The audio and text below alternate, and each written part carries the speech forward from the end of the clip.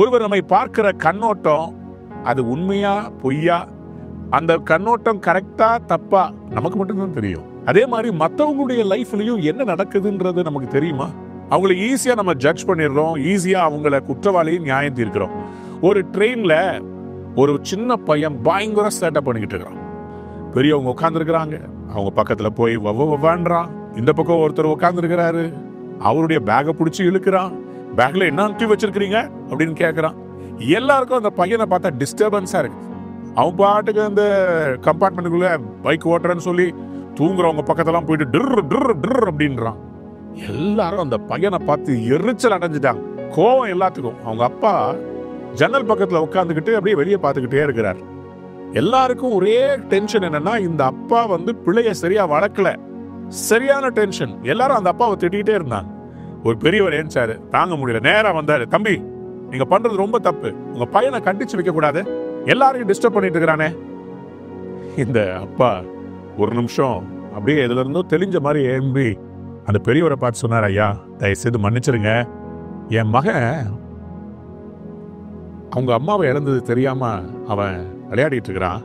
இப்பதான் ஹாஸ்பிட்டல்ல என் மனைவி இறந்துட்டாங்க, அவங்க பாடியை கொண்டு வந்துட்டு இருக்கிறாங்க. நான் சீக்கிரமா போய் வீட்டை ரெடி பண்றதுக்காக போயிட்டு இருக்கிறேன்.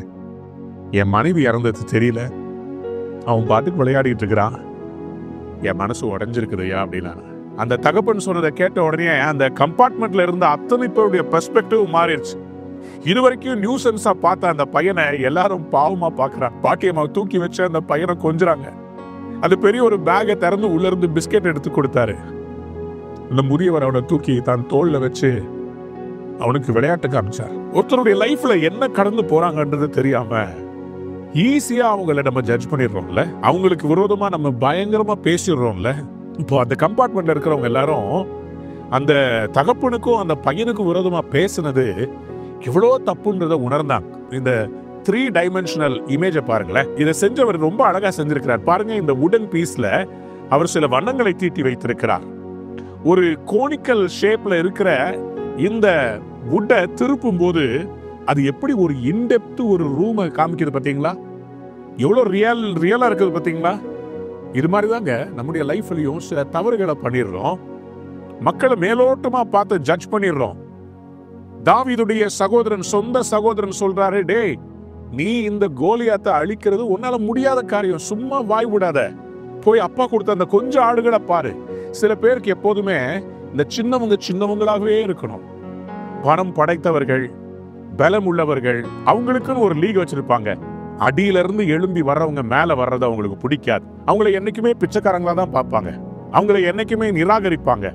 மெஜாரிட்டியா இருக்கிறவங்க மத்தவங்கிட்ட சொல்லுவாங்க, அவன் தவறானவன், இவன் கெட்டவன் அப்படின்னு சொல்லி அவனை ரைட் ஆஃப் பண்ண பார்ப்பான். ஆனா ஆண்டவர் எப்படிப்பட்டவர் தெரியுமா? முழு இஸ்ரவேலும் தாவீதுக்கு விரோதமாக சவுல் பேச்சை கேட்டு துரத்துன அதே இஸ்ரவேலர் மறுபடியுமாய் தாவீது கிட்ட வந்து சொன்னாங்க, நீர்தான் எங்களுக்கு ராஜாவாக வேண்டும் என்று அவங்க கேட்டுக்கொண்டாங்க. அப்போதே எங்களுக்கு தெரியும் கடவுள் உண்மைதான் தெரிந்தெடுத்தாருன்னு. எனக்கு அன்பான தேவனுடைய பிள்ளைகளே, இன்றைக்கு உங்களை சில தவறாக புரிந்து கொண்டு உங்க மேல தீர்ப்பு செலுத்தி வருகிறார்களா? உங்களை நன்றாய் அறிந்தவர் ஒருவர் இருக்கிறார். அவர் யார் தெரியுமா? நல்ல மேய்ப்பன். யோவான் 10ஆம் அதிகாரத்திலே 15ஆம் வசனத்தை நீங்க வாசித்து பார்க்கும்போது ஆங்கிலத்திலே 14ஆம் வசனம் இப்படியாக சொல்கிறது, I know my sheep and my sheep knows me. தமிழ்ல 15ஆம் வசனத்துல, நான் என்னுடையவைகளை அறிந்தும் என்னுடையவைகளால் அறியப்பட்டும் இருக்கிறேன். I know them, I know my sheep. நீங்க கர்த்தருடைய கையில இருக்கிற ஆடுங்க. உங்களுடைய இருதயத்தில் இருக்கிற வேதனைய, துன்பத்தை, அவமானத்தை அவர் அறிந்திருக்கிறார். உங்களுடைய சொந்த கணவன் புரிந்து கொள்ளவில்லை, உங்களுடைய குடும்பத்துல உங்களை புரிந்து கொள்ளவில்லை, என் பெற்றோர் என்னை புரிந்து கொள்ளவில்லை, உடைஞ்சு போய் கதறிக்கிட்டு இருக்கிறீங்க. கர்த்தர் சொல்றார், நான் உன்னை அறிந்திருக்கிறேன். யார் உன்னை கைவிட்டாலும் நான் உன்னை கைவிடாத தெய்வம். சீக்கிரத்துல அவர் நிலைமையை மாற்றுவாருங்க. எந்த ரூத்த புருஷனை கொன்னுட்டு வந்து வாழ்றா பாருன்னு சொல்லி ஏசுனாங்களோ, அதே ரூத்த போவாஸ்க்கு மனைவியா மாத்தி சரித்திரத்துல அந்த பெண்மணியை கர்த்தர் சேர்த்தார்ல. உங்களுடைய லைஃப்லயும் அவர் ஹிஸ்டரியை ரீரைட் பண்ண போறார். Today God says, I know you and you know me. நம்ம 2 பேருக்கும் இருக்கிற உடன்படிக்கை ஒப்பந்தம் எனக்கு தெரியும். நான் உன்னை அறிந்திருக்கேன், நான் உனக்கு நன்மை செய்வேன், நீங்க எவ்வளவு பாதாளத்துல விழுந்தாலும் அவர் தூக்கி எடுத்து நிறுத்த வல்லமை உள்ளவர். நீங்க எவ்வளவு இழந்தாலும் அதையெல்லாம் திருப்பி தர வல்லமை உள்ளவர். Today don't loose hope. உங்கள் மெய்ப்பன், உங்களை படைத்த ஆண்டவர் உங்களுக்கு எல்லாத்தையும் திருப்பி தருவார். இழந்த வீடு, ஆஸ்திகள் எல்லாவற்றையும் திருப்பி தருவார். ஆண்டவர் எந்த படிக்கட்டுல நீங்க அவமான சின்னமா இருந்தீங்களோ அதே எண்ணத்துல உங்களை தலை நிமிர்ந்து நிற்க பண்ணுவார். இந்த எண்ணத்தோடு நடங்க. இந்த நாள் உங்களுக்கு நல்ல நாளாக இருக்கட்டும். God bless you. Don't give up. God loves you. He knows you.